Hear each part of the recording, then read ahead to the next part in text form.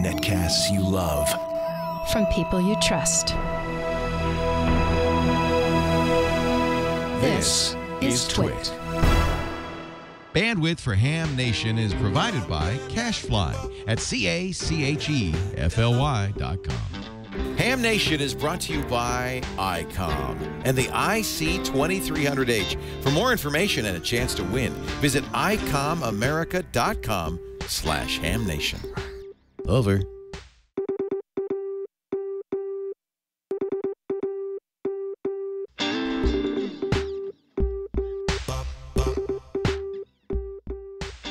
This is Ham Nation, episode number 61, August 22nd, 2012, the Huntsville Hamfest.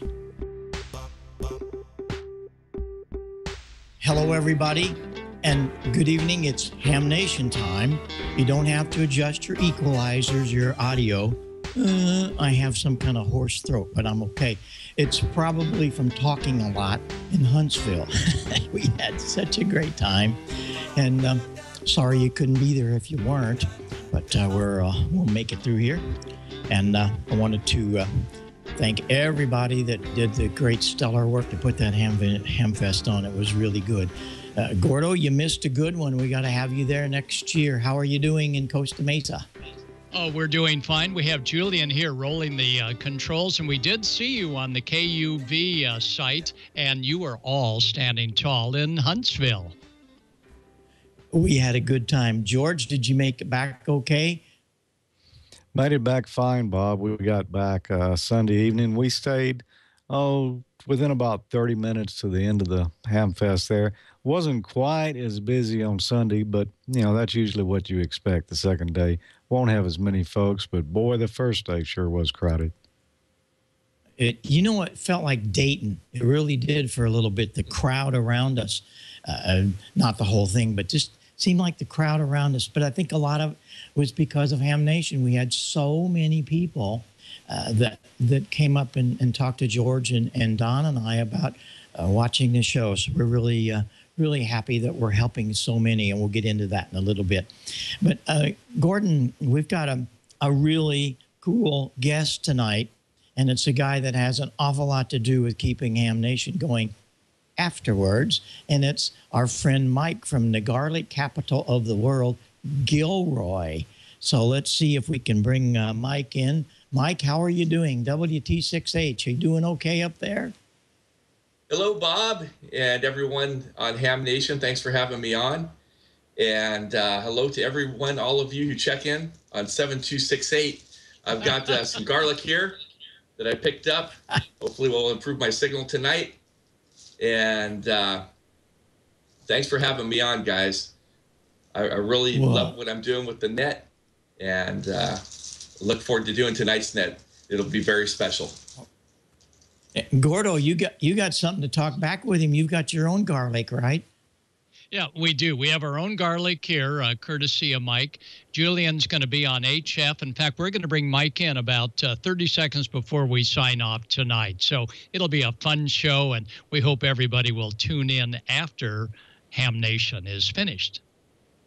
Yeah, it's just so great to have you here, Mike. And we thank you so much for taking your time, because sometimes those nets go for 2, 3, 4 hours. So thanks very much for doing this. Tell us a little bit about how you got into ham radio, and also a little bit about your station, Mike. Okay, well, I started off with interest in ham radio when I was young, but didn't get licensed until a few years ago in 2010. And I realized that it didn't require having to take the code test. And tried taking the test online, doing the practice test, and found I could pass the technician's test without even studying. Picked up one of Gordo's books for the general class, and away I went with studying. And I think I slept with that book for about a month. And I went down and took the test, and I became a general in January of 2010. That's great. Well, you had great help with Gordon's book, of course. We know that. And it was so good to see you at Dayton this year. I'm glad you made that trip. I know it was a big deal. And what do you do during the day? What kind of work are you in? Well, I'm a union sheet metal worker by trade, and I've been doing that now for almost 20 years, and specializing in air conditioning and heating, ventilation, and air conditioning. So right now we're working on schools getting ready to start, and so it's a big crunch time now as all the kids and the teachers need their air conditioning. Hey, Gordo, we can go to him if we need to build a chassis or something. What do you think? I think he should. Right on camera, Bob. Go ahead. Smoke and solder. We're going to have bend and shape. Let's see a picture. I think we got a picture of you when you were at Dayton with us. That was really a nice picture that was taken. See if Alex can bring up that picture of us. Look at that. And you know, he had I had such a fun time out there in Dayton with you guys, and it was kind of last minute thing, and ended up finding tickets and finding a place to stay. And I really wasn't sure what I was going to do. That was going to make it out there, was going to be sleeping there, sleeping in a rental car, but I was able to make it. And I tell you, it was so much more than I could ever have expected to see out there. Had a great time with you guys at the Ham Nation booth. Well, we appreciate you being there. Tell us a little bit about your station. What do you have a huge signal out here, and tell us a little bit about what you're doing station-wise. Okay, well, I'll give you the reason for the huge signal in a moment here, but let me go into my rig is a FT897, and I am driving an Ameritron AL80A, the old Ameritron with the 3500Z, and using a Heil HM12 microphone. So very modest setup here.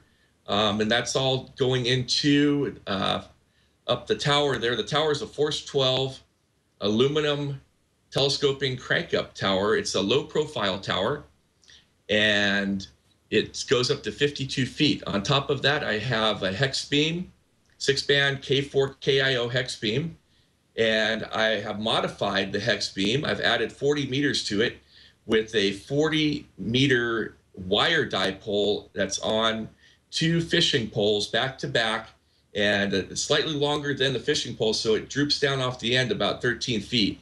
It's called an inverted U, and that's at 55 feet. On top of that, I have the Elk 2-meter 440 at 60 feet, and that all rotates up there.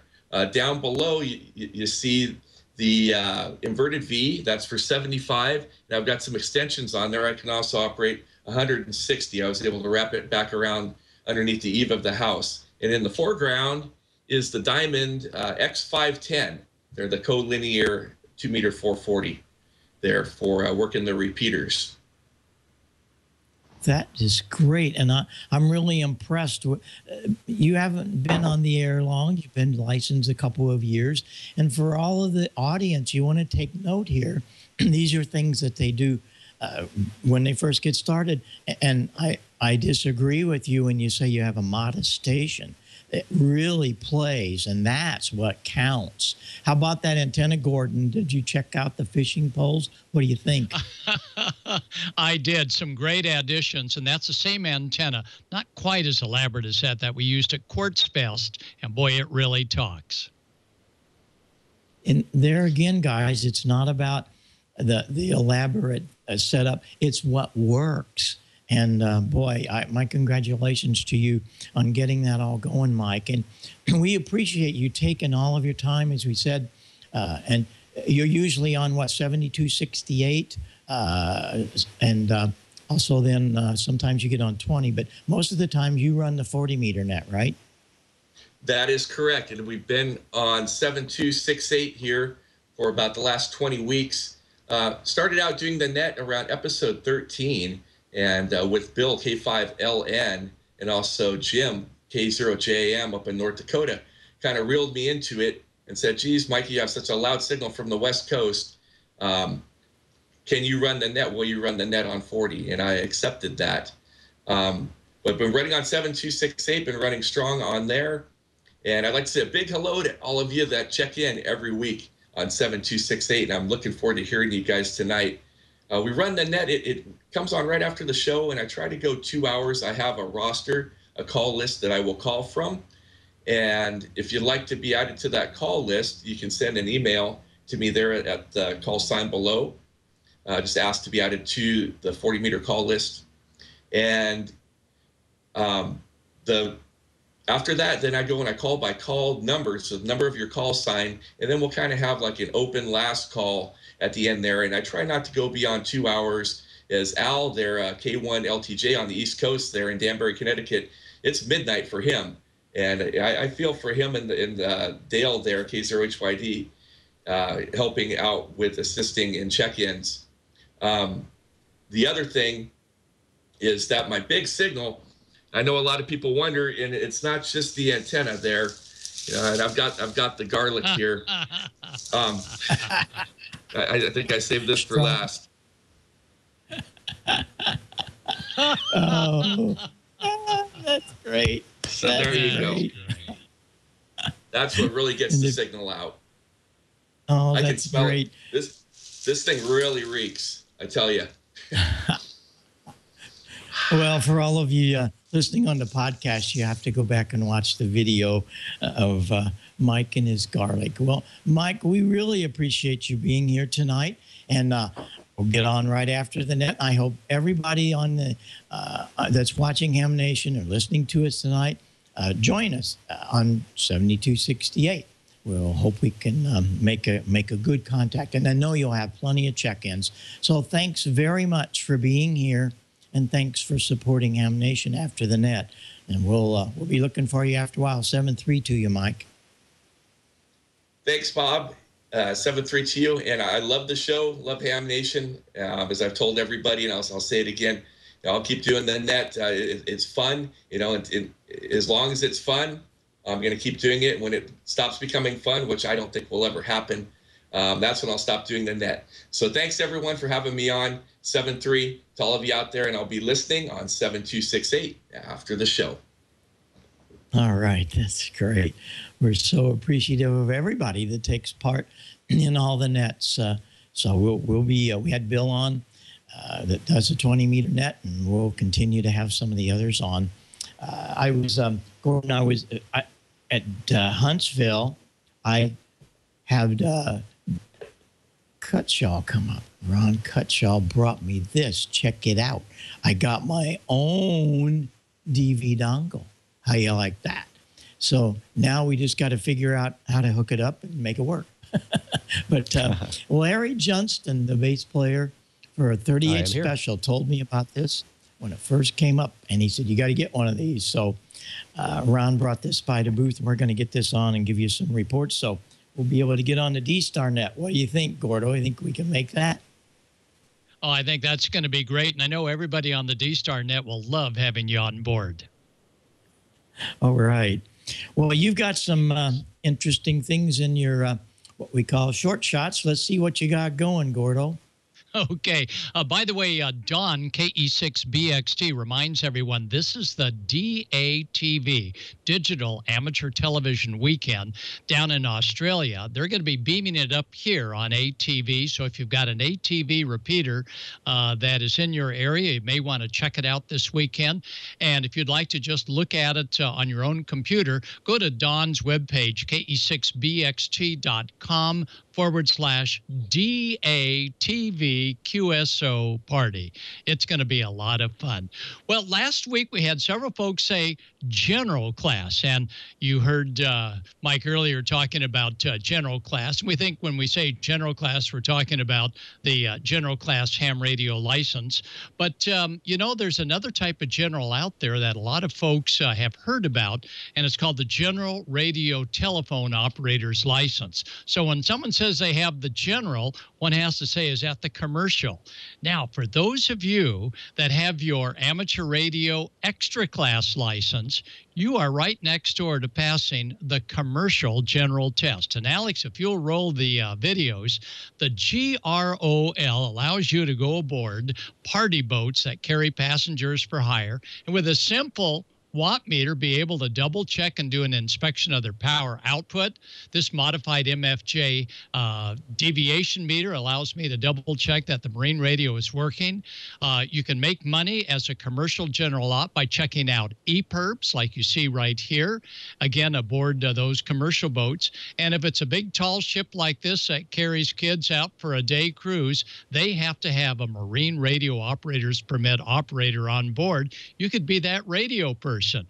Remember, if we work on marine radios or aeronautical radios, as we see right here on the bench, you need the commercial general radio telephone license. And it's just like the extra class test. In fact, half the questions are extra class. Even VHF marine radios require the commercial GROL license.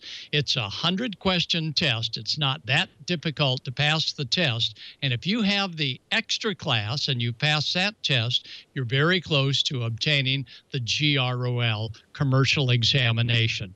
And just log on to my Gordo website or send me an email, and I'll be happy to give you more information about studying up and actually making some money, not in the ham side, but in the commercial GROL. Used to be the old first class. So hopefully that clears up about the general versus the general radio telephone commercial license, and we hope everybody has a good upgrade. So, Bob, that's the latest at this end, and I can't wait to see what's going to happen on video from your and all the gang's trip to Huntsville. Back to you, Bob. All right, Gordo. One thing, too, a lot of guys would think, well, we're not close to the ocean, but here we are in north of Springfield, Missouri, a few miles, and there's a huge lake. Well, there's a lot of lakes here. Fellows Lake, Stockton Lake. And I was up with Sarah's cousin a few weeks ago. He's got a 40-foot yacht on that lake, sailboat. And I was amazed at the number of guys that were working on radios. There were 2 guys there that they have a radio company. And this is in the middle of Missouri, in the middle of the USA. So I guess you guys, you're needed everywhere, aren't you? Yeah, that's true, Bob. Inland lakes as well. And anywhere where the Coast Guard has jurisdiction, they many times inspect those party boats just to make sure that a marine radio operator permit operator is aboard and that the equipment has been certified and tested by a GROL commercial general radio telephone operator. And again, if you've got the extra, heck, take that 100-question exam, pass it with 74% or better, and you'll be able to work on marine as well as aviation radios. There we go. Making ham radio your great hobby, a part of your life and your livelihood. That's wonderful. Well, yeah, we had a great time in Huntsville, and George and Don were taking a lot of video. So we want to bring George in with his video. George, it goes without saying, we had a wonderful time there, and want to see some of your video. Okay, Bob. Yeah, it was great to meet up with you again out at Huntsville and spend some time together, meeting fans and those who didn't know about the show, learning about it for the first time. But I turned on the camera as soon as I got there, and here's what I saw. The first thing you notice as you approach the Von Braun Center is W1AW/4 Special Event Station, which was being hosted in the nice Alabama Emergency Incident Unit. Once I got into the Huntsville Hamfest and turned around and had a look at the door, I knew I must be in for a good time, evidenced by the crowds being backed up to the outside. The first thing you noticed once you stepped into the exhibit hall was the large Gigaparts booth. They brought the whole store to the Hamfest, including displays by many of their top vendors. When I turned to my right, there was Tom Medlin, W5KUB, with his live stream from the Hamfest. When I turned to my left, there were the flea market tables, and a lot of them with a lot of good old gear and parts that I spent a little time shopping in myself. Yaesu brought their quality line of amateur radio products to the show and were set up right in front of the Gigaparts booth. Of course, ICOM was right there too, demonstrating their full line. And the other member of the top 3 Japanese radio manufacturers was there as well. Kenwood. Alenco, among other products, was showing their new EasyScan digital scanning receiver. Of the American radio manufacturers, we had Tentec with their products, as well as Elecraft showing their latest. I also had an opportunity to talk with the people at Flex Radio about the newest Flex 6000 that'll be out soon. We also got our first look at the new Ocean dual-band mobile transceiver. Of course, CQ Magazine was on hand to cover the event, and Ted Randall broadcasts his weekly shortwave program from the site. Of course, when we're talking about ham radio, it's not just radios. We need antennas too. And Spider Beam was there displaying their great line. And for the first time ever at the Huntsville Hamfest, Stepper was there showing their mechanically tuned antennas. And of course, Diamond was there showing their full line of antenna products. L&R Precision showed their PAR in-fed antennas. And Texas Antennas was there with a great line of log periodic and beam antennas. Radio Works showed their wire antennas as well as other antenna accessories. Tenadyne was on hand displaying their Cubex quad antennas. Transworld Antennas was there displaying their unique portable antennas. And a big name in screwdriver antennas, Tar Heel Antennas was there showing their colorful line. Tar Heel also had another device that really caught my eye. That was this motorized antenna tilt-down mount, perfect for driving in the garage. Of course, we need cable to connect these antennas with. Times Microwave System was there showing their line of LMR cable. And probably one of the most recognized wire dealers, the Wireman was there with a great selection. Of course, these antennas have to be put in the air, and US Tower was there showing their solutions. Sometimes you want just a little more power, and Alpha Amplifier was there showing their great line of amplifiers, as well as Expert Amps USA showing their nice solid-state amps. And of course, Ameritron was there with MFJ and Cushcraft, Mirage, and their other lines. There were plenty of full-line ham dealers there, including Gigaparts, Ham World, Hub City Amateur Radio Sales, Ham Radio Outlet, WB0W, VIS with their trailer, and DCA Selectronics. And there were likely other dealers there that I did not get footage of. Much of ham radio today involves computers, and software companies were on hand. W4 PC with Ham Radio Deluxe showed the most recent version. RemoteShack.com demonstrated their line of remote access products for amateur radio. And RT Systems showed their solution for programming amateur radios. At the other end of the spectrum was Vibraplex showing their Morse code keys. As with most Hamfests, there were a number of groups and associations present. The Boy Scouts of America, the American Radio Relay League, the Alabama QSO Party and North Alabama DX Club, the QRP Amateur Radio Club, AMSAT, Ole Miss, which is the Old Man International Sideband Society, the New York City Junior High School Radio Club, Army Mars, and 1010 International Net. There were other vendors there who weren't necessarily amateur radio related, like Select Computer Resources, who had a wide range of used notebook computers. There were clothing items, hats, and caps. There was even a company there who would custom wind transformers for you for that old gear. Hamplex.com and giftsforhams.com was there, showing a nice selection of gifts perfect for that ham radio operator. One vendor that really caught my eye was Mad Scientist Supply, with their wide range of Arduino kits, semiconductors, switching power supplies, motors, relays, all type of components, and a large selection of LEDs, almost every kind imaginable. You could also find tools including this $40 air compressor, which looked like a real nice value. And if you needed a battery for your handy-talkie, well, Batteries America was there with all types. And the conductor was standing by at Hambook Express, and the sign man was there selling those Ham Nation fan badges that are becoming so fashionable. So a great time there at the Huntsville Hamfest. And Bob, I know that you took some photos while you were there of some of the gear I didn't cover. I did. Of course, you know how I feel about all of this old stuff behind me. By the way, I got the Harvey Wells on the air today. Check it out. I made a contact today with the AM bunch with my Mosley receiver. And next week, I think, is going to start the week. We're going to explain what you do with one of these things and how to hook up a bunch of old things like a transmitter and a receiver and all that. So we're looking forward to starting some of that.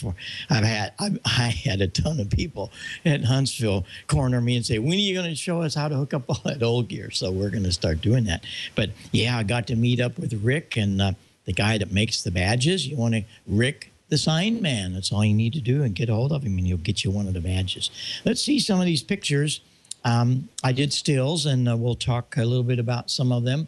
And the first one is Patrick and Robin, who are the owners of Gigaparts. These guys did a stellar job. They did something very different. They brought their whole store there and lined the whole place with vendors. It was great. We'll go into the flea market, and guess what we see first? Radios, old radios. I hope the podcasters can that are listening can go see some of the video. Every kind of old radio that your grandma and grandpa listened to, and stuff like this, beautiful stuff. Here's a radio that you could have probably walked out of there for about $350. The great 520 Kenwood. It had the microphone and the whole bit. And there was a Carrier amplifier. Now, this is a dandy little amplifier. I've had a couple of these through my ham radio career. They work just so good. Put out about 800, 900 watts. Great little amplifier, $300. And the Hammerlin HQ129X, not very long ago, Chris, who's a brand new ham in St. Louis, he got his, I think it was his dad's HQ129X. So there's a wonderful old receiver that works so well. But you have to have tubes to run all this stuff. And that's sometimes the problem. Not a problem in Hamfest. Tubes galore. We have big tubes, bigger tubes. That's the 833 tubes that are in the sign that Jim's engraving made for me. And we've got a bunch of other old transmitting tubes. Here's the new one, the 3-500s. That's in many of your present-day amplifiers, and it's just become a vulnerable transmitting tube. That little puppy will put out 500 or 600 watts. There's another manufacturer of a 3-500, and they really work well. And all of this is available at these Hamfests. And look at that. You want a coax switch? There you go. Many of the B&W, which is a marvelous switch. Look at all the different kinds that they made. Some came out the sides. I like the one that comes out the back. And just wonderful things. Neil, K6SMF, a great friend that I talked to on 20 meters as he roams around the country. He had some of these there. He had a lot of other things too. And look at this. This is a 90-year-old guy had built this, and I think his name is Steve, had the hat, and it wasn't for sale, but he was just messing around with some coax connectors and made a little beam out of some wire and put it on top of a hard hat. Fun times. Now, check this out. This is a CW key that was clamped to my leg. This is so when you drive your car, you can operate CW. But, of course, that was for airplane. This is one of the great fans of Ham Nation. Arnie's from Sweden and got his license because of Ham Nation. And, of course, Arnie was all over us about what's going on with Ham Nation. We love the fans. The next slide, I think we got one of his bad. Yeah, there it is. There it is. He has 2 stations, one in Sweden and one in Mississippi. So we really enjoyed the fans. But one of my real fun things was seeing John, WB4QDA. John and his lovely wife. We talked to him on 75 meters. I've talked to him for years. Never met him. Got to meet him and his wife. So I thank John for coming by and seeing us. And those are the kind of things that ham radio does for us. Those wonderful relationships that you build, but you don't ever see them sometimes. So when you do get to see them, it's a real treasure. So take in some of these ham fests. This weekend, I'm going to be at Joplin. Hope to have my voice back by then. But we have a lot of fun, and I'm happy that I was able to make Huntsville this year. I think we got a word from W6TWT, so let's go see what's going on in Petaluma. Hello, you hams. Hey, Gordo. Hey, George. Is Bob back? Yes. Oh, there you are. I didn't see you, Bob. He's kind of short. So I just wanted to talk to you a little bit about these ICOM radios. You know I'm an ICOM fan. That's the only kind of radio I use here in the beautiful TWiT house. That's because that Ray Novak guy set us up with so many great radios. That I wanted to talk to you a little bit about the update to one of the most popular radios ICOM's ever done, the IC 2200. Remember that? Great little mobile radio. Beautiful. They've got the new 2300H, compact, rugged, it's even a little bit smaller than the 2200, 65 stable watts. It's a FM receiver, transceiver, I guess you'd call it, 2-meter FM mobile. Output power selectable in 4 steps from 65 watts down to 5 watts. It's an aluminum die-cast chassis. That's mil-spec, baby. We're talking this thing can handle shock, vibration, extremes of temperature.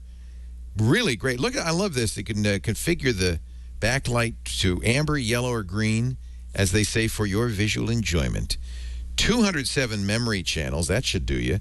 200 regular channels, 6 scan edges, and a call channel. And each channel name programmable with 6 characters, so it's easy to find what you're looking for. Tones for quiet, standby, and repeater access using CTCSS and DTCS. Tone scan function, detecting subaudible tones. That's good for repeater access. You got your pocket beep function. I think every radio should have this. It indicates an incoming call both audibly and visually, the pocket beep. 4.5 watts. You know, one of the things ICOM does really well is nice, clear, loud audio. I like that. This is a nice radio, 4.5 watts of loud audio, bright LCD that's configurable, as I mentioned. You want to know more? Visit icomamerica.com/hamnation. You don't have to do the ICOM. Well, you can if you want. It's spelled ham, H-A-M, nation. icomamerica.com/hamnation for more information on the IC 2300H, their brand new mobile receiver. Oh, and don't forget to register for ICOM's weekly drawing. Congratulations. Wait a minute, let's go. I'm going to go there because we got some winners already. icomamerica/hamnation. You can register right here for the regular drawings on Ham Nation. And there's some little, little questionnaire. What's your favorite part? What ICOM products, reviews, or services would you like featured in additional comments? And let's go see who last week's winners are.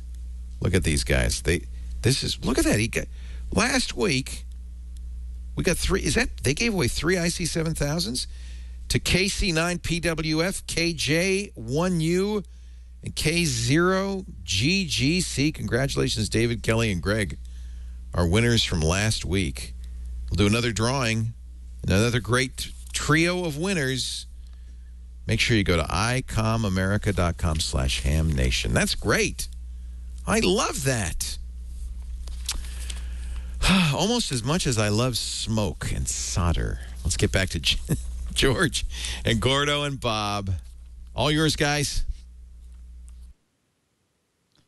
Leo, we have to build that smoke up a little bit, but it's coming next segment.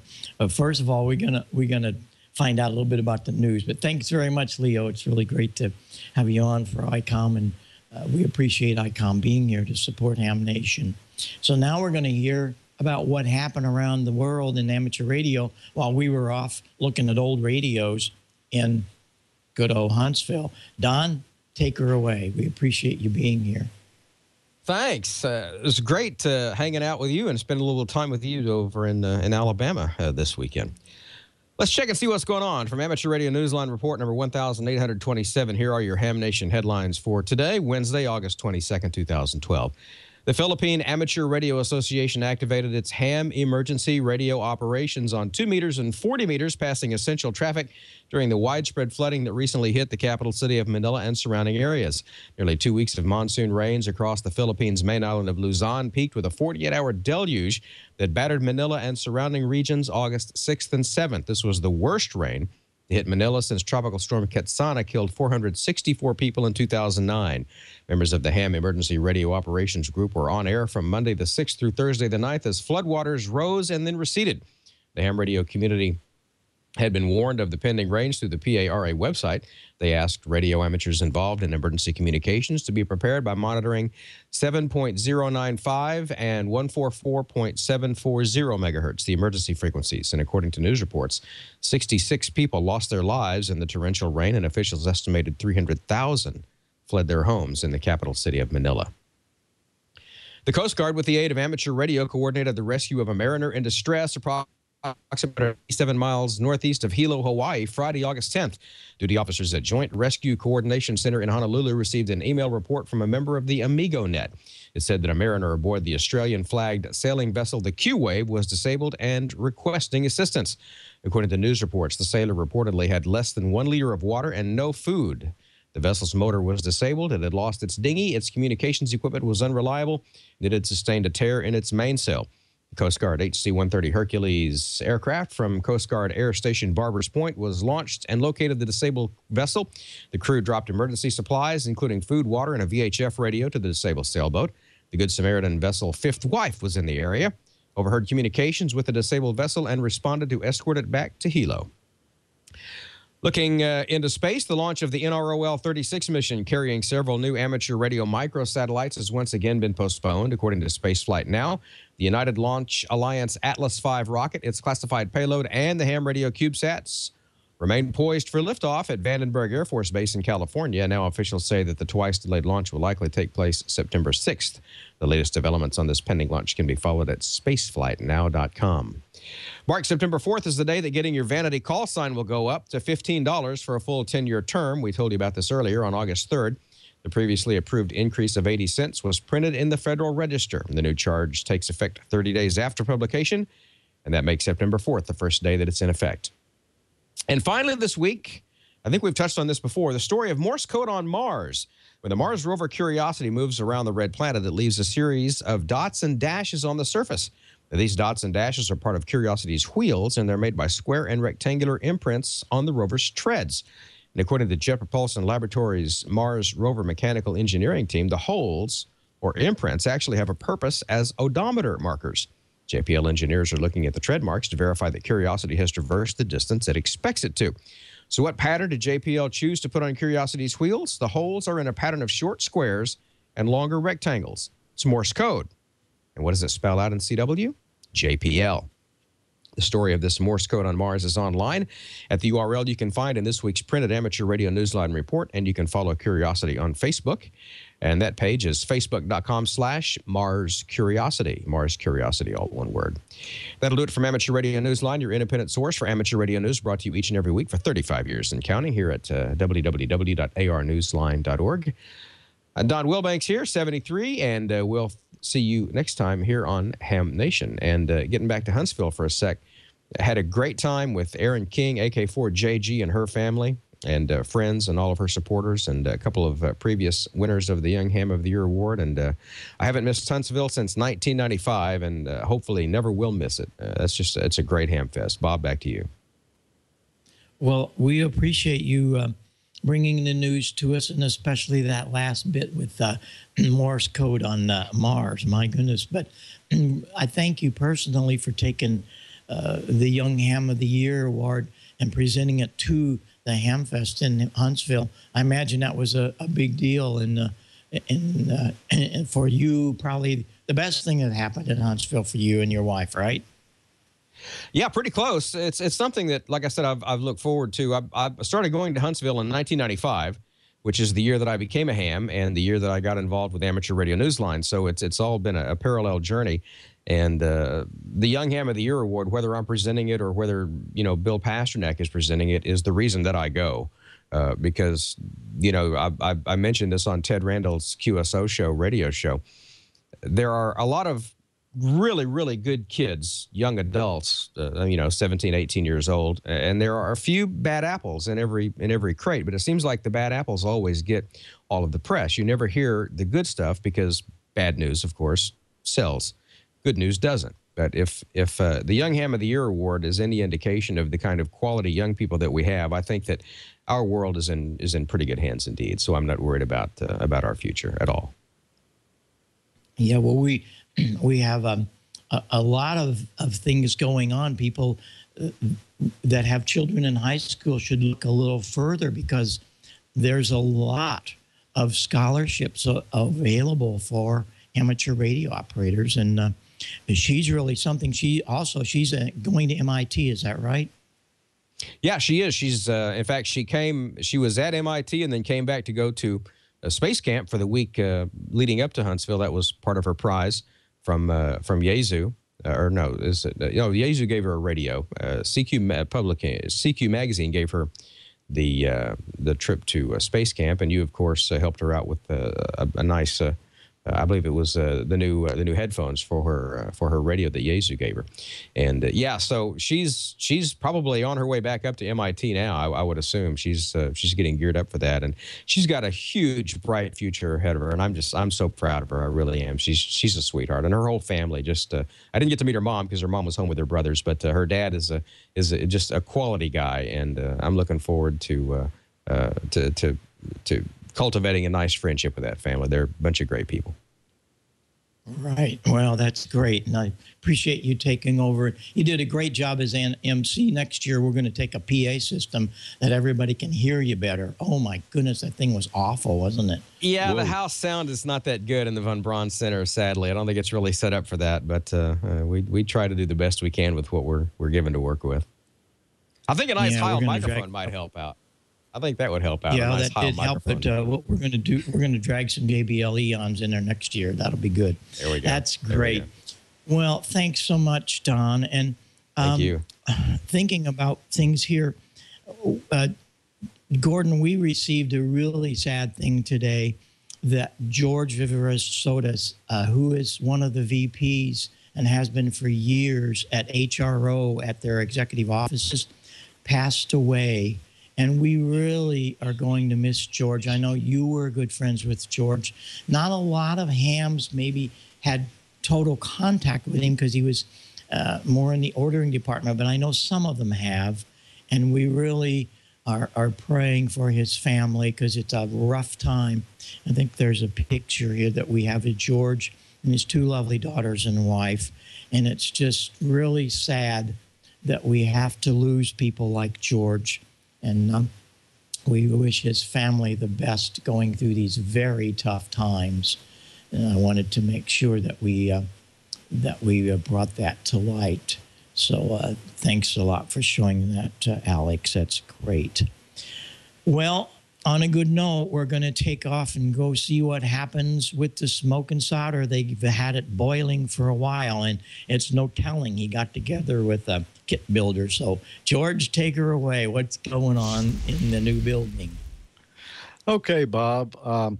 You were showing those coaxial relays a moment ago. I picked up a couple there at a good price while I was at the Hamfest. And those are going to be used on a 1,000-watt 6-meter amp project I'm working on. But that's a little ways down the road. I should have everything I need for that now. Next week, we're actually going to burn some solder in here. This week, we're going to talk again because I ran across Don and my and your Bob and probably Gordo as well, our good friend Joe Eisenberg. And we sat down and had a little chat at the Hamfest, and I've got the video here. I ran into Joe Eisenberg here at K0NEB. Hello, Joe. Hi, good to see you, George. Good to see you. What brings you to Huntsville? Well, this is my 12th time to the Huntsville Hamfest, and I just enjoy it. They call it the world's friendliest Hamfest, and it is. In fact, it's so friendly, I won a door prize. Yeah, I saw that. An ID 880H ICOM D-Star rig. That is nice. That looks like it's going to be a lot of fun. I only have a D-Star handheld at home, so this is going to be a great addition. I see you have a CQ shirt on. Some of our viewers probably recognize you or recognize the name or call. What do you do with CQ? Well, I'm the kit building editor, so I have a monthly column in CQ, and we're approaching my third year as a columnist, completing our third year. And I write about the world of kit building, and I talk about all the kits that there are to build and which ones are good for beginners and so forth. And I introduce new kits. And I teach a lot of techniques, how to handle the electronic components, because there's nobody out there that really teaches that. I've kind of taken that on myself, and I teach people how to bend the resistor leads and the capacitors and the right way to place components on a circuit board so that they have the best chance of success. Because if you got a kit builder that has never built something and then they fail, they're less likely to ever try it again, because they'll feel like they wasted their time and money on it. But I teach them the way to do it right, and then if they succeed the first time, they're going to be building more kits. And the more kit builders we have, the more new kits we get. Yeah, that's right. You know, I'm big on building myself, and it's a lot of fun. And like Joe says, if at first you don't succeed, go back and try again. You'll find where you put that wrong component or have got a solder bridge or something.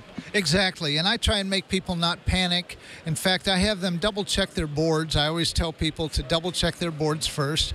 I have some other hints, especially there are builders that will not build a kit that has a toroid in it. Well, all a toroid is wire wrapped around a donut. Okay, yeah, that donut's kind of small, and it's enameled wire, but if you learn the right way to handle it, you'll get it done right every time. I'm going to be building a soft rock kit soon with the audience from Smoke and Solder. We're going to give everybody a chance to order them that wants to build along at home. And we're going to take it a stage at a time, build a stage, test it, then move on to the next stage. Do you like to build stuff in that way, or do you just put it all together at once? It varies. It varies by the kit. Some kits are designed to be built all at once and then tested. Some are designed to be built stage by stage. In fact, I talk about that in my column. It's a common variation in kits where sometimes it has to be built stage by stage, and you don't go beyond that point if it doesn't work, because obviously you have an issue, and that saves you putting it all together and maybe causing damage to components that are farther down the line. In the soft rock kit, I don't know which one you're doing, if it's the receiver or the transceiver, but the simple receiver has, if I remember right, a couple of surface mount parts and some regular components as well, which is a good teaching tool, because the other big bugaboo about kits is every once in a while they'll have surface mount components. Now, some kits like the Elecraft KX1 and the QRP kits Weber Tribander have a certain number of surface mount parts on the main board that come pre-mounted for you, so you don't have to do that. Yeah, but how much fun is that? Well, if it's the real small ones, I wouldn't try those myself. But if it's the larger surface mount parts, any builder should be able to do those quite easily. And I have my techniques that I teach how to do that. So do you prefer using a tiny tip, or do you like to use a hot air method or an oven, or what do you use for surface mount? It actually varies on how many surface mount parts I'm doing. If it's one or two, what I'll do is on one of the two solder pads, I'll put a tiny dab of solder on there, and then I'll take a tweezers and lower the part to it and take the soldering iron to it and just reheat it and get it to tack there. Then I'll fully solder the opposite side that has none on it, and then I'll go back to the original side and reflow it so it looks good and holds good. So do you ever do hot air? Yes, I do. I use a solder paste that I get from Cash Olson. Same place. In the little syringe, and it's very inexpensive. and I just put the little dabs on the pads, and I have an embossing tool that I got from Hobby Lobby, and I slowly heat it up, and then it's really magic. What's fun about that is you don't have to be real skilled at this. All you got to do is put the paste on the pads and set the part on it, and the paste will hold it in place, at least enough for your hot air, and then it turns from a gray to a silver. And when you see it change, it's like magic. Sometimes the part will actually move a little bit because the surface tension in the solder makes the part straighten out, and it looks so good. And then you back the heat away and let it cool off before you move the board. Now, what's neat about that is that is actually the process by which all your consumer electronics is made today. It's just they've automated the placement of the parts on the board, and then it goes through an oven on a conveyor belt, which heats it up and flows the solder. Now there's just so many ways to do things, and I wouldn't be scared of surface mount. The really tiny stuff, yeah, but the larger size surface mount shouldn't scare anyone. I mean, if you got a magnifying glass and a pair of tweezers, you're halfway there. Yeah, and the thing I use is a fluorescent, called a circle line type magnifier, where the fluorescent tube is outside the lens. The other hint I have for people is when you're dealing with a through-hole board, desoldering is quite an issue. But surprisingly, surface mount is easier to desolder because all you do is you heat it up again and take the tweezers and lift the part off. So it's a lot easier. The other trick that I do when I'm doing surface mount is I make sure that I do it on a cookie sheet that has a lip around it so that the surface mount part does not get lost. And that's really, really important. And so what I'll do is I'll do it on a cookie sheet, but what I'll do is make sure that sheet is absolutely clean. There's no scraps of solder or clipped leads or any trash on it or any other parts, so that when I'm doing surface mount, we know that when something comes loose, it's still there. Yeah, that's a good tip too. I usually use a box lid or something like that, because if you drop one of those parts, it's gone. Yes, and my saying always with through-hole parts is I always try and have a lot of standardized parts. Well, lately I've been able to see every once in a while standardized parts for surface mount in the different sizes. So it always helps to have a few extras. It sure does, and I haven't started collecting surface mount for my spares. I do have the through-hole stuff. But maybe, it might be some LM386s or 555s or something that would be worth hanging on to. You bet. But like I said, with the through-hole kits, I usually have a full set of quarter-watt resistors, some 1/8-watt resistors, and some half-watts. And then I have a whole variety of different capacitors that I found that are standard values that are always used in kits. Because if I've got a kit that's missing a 0.1 capacitor, that's a real small one that goes on a board, I don't want to have to call the guy up and have him send a penny part through the mail, and it might take 2 or 3 weeks to get it. Instead, I just pull it out of my box. It might look a little different, but as long as the voltage rating is correct, we use it. Exactly, yeah. And, sometimes I'll recycle some parts. The bigger things, the smaller capacitors, resistors, and stuff like that, I just keep new in stock because they're cheap enough. But some of the oddball stuff, when I'm tearing apart an old power supply or something, I'll scavenge, some parts out of there. Do you do that? Yes, I do. In fact, I use a surface mount technique to get them out of regular boards. I take my heat gun that I use on the surface mount boards to get certain difficult components off of a regular through-hole board. I'll just hold it on there and heat it up and take my needle nose on the other side and just pull the part right out. That sounds a lot safer than the torch Jimmy was trying to use to do that with. Yeah, and I also use a vacuum desoldering station, and that helps a lot too. Joe sure was nice to talk with there and got me excited about building some stuff. So we're going to build some things here on Smoke and Solder that you can follow along at home and build. The first project I'm going to build, and this starts next week, so you need to get yours ordered soon if you're going to build along. And that's this open beacon. It's a 30-meter beacon kit that does multiple modes. You hook it to a computer to program it, then you disconnect it and it operates standalone. You can get this at etherkit.com. Now, this may take several weeks to put together because we're going to follow the instructions and try to make things plain enough that you'll be able to follow along at home if you've never built anything before. The next thing we're going to build is this project that should be a little bit simpler. This is a 4-to-1 current balun kit from MFJ Enterprises. They put together just specially for smoke and solder fans here who want to build along at home. It's MFJ model number 913K, and you can learn more about that at mfjenterprises.com. And then the next thing I'm going to build, and I'm not sure when this one will start just yet, and this is the Soft Rock RX-TX Ensemble. It's a little multi-band software-defined radio. It does have some surface mount components in it. There's a good many parts in this one, but it's something you can do. You just got to take your time. We'll show you how to wind the toroids and all that stuff on the show here. So you should be able to construct this. Now, this is maybe not a first-time kit builder's kit here, but if you've got just a little experience soldering, you may be ready for that one.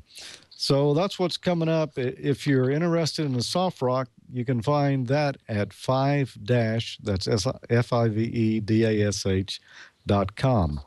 Now, we got a lot of stuff to give away here, and I'm going to try to get through this as quick as we can. First, the contest that Leo mentioned earlier during the ICOM ad.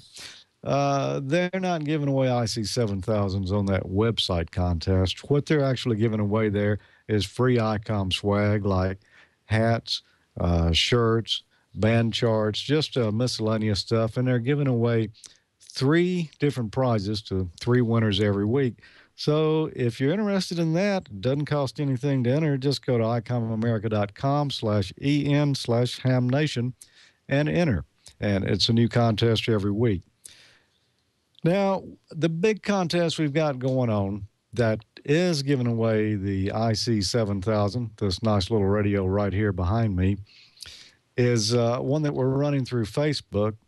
If you'd like to get in on that one, what you need to do is post a picture of your mobile installation at the Smoke and Solder Facebook group, create an album, post your photos there, and then we've got 1 week left to go.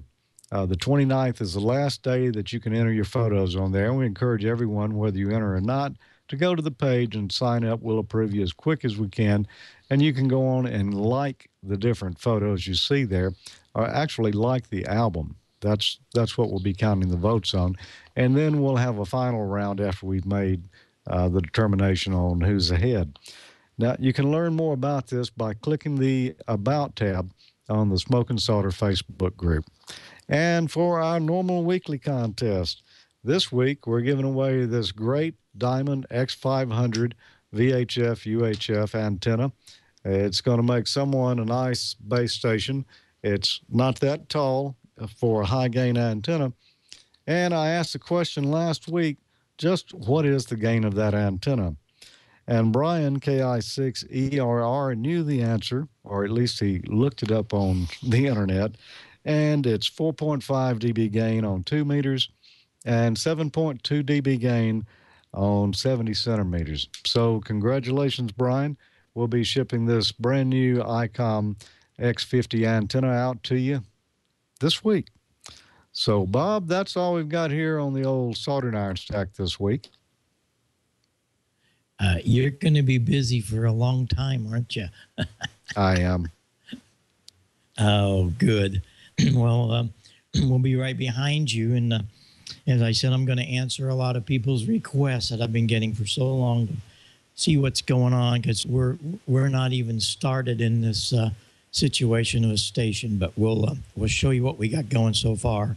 I did get my 870 in here, and that's working extremely well.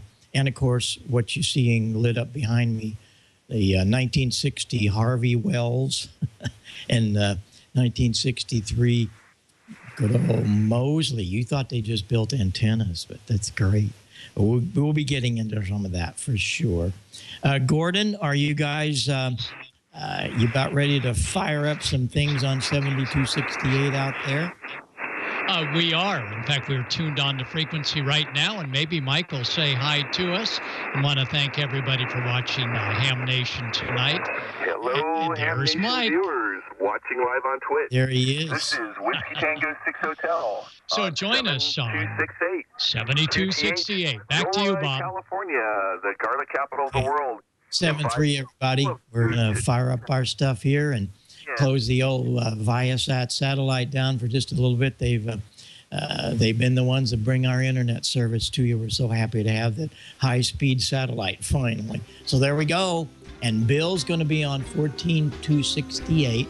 So we'll get that going. And down on 3847, you'll see, I don't think Cheryl will be there tonight, but there'll be a bunch of guys there too. So 3847, 7268, 1468. So away we go. 7-3, everyone. We'll see you next week right here on good old Ham Nation.